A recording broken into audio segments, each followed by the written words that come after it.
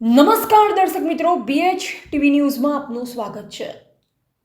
ભરૂચ કોંગ્રેસે દારૂબંધીનો કડક અમલની માંગ કરી જિલ્લા SP કચેરી ખાતે આવેદનપત્ર સુપરત કરાયું। રાજ્યમાં દારૂબંધીનો કડક અમલ થાય તે માટે જિગ્નેશ મેવાણીએ કમર કસી છે।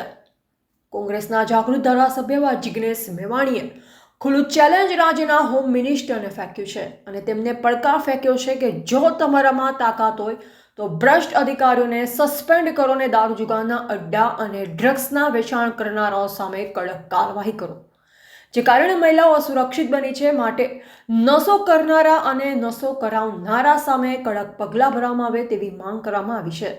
ત્યારે ગઈકાલે જિલ્લા કોંગ્રેસ અને આગેવાનો દ્વારા મામલે આવેદનપત્ર પાઠવવામાં આવ્યું હતું।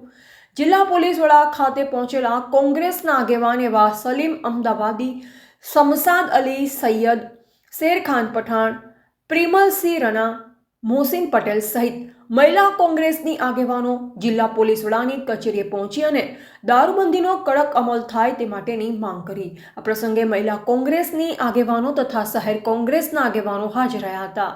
રિપોર્ટર કેસી વસાવા, BH ન્યૂઝ।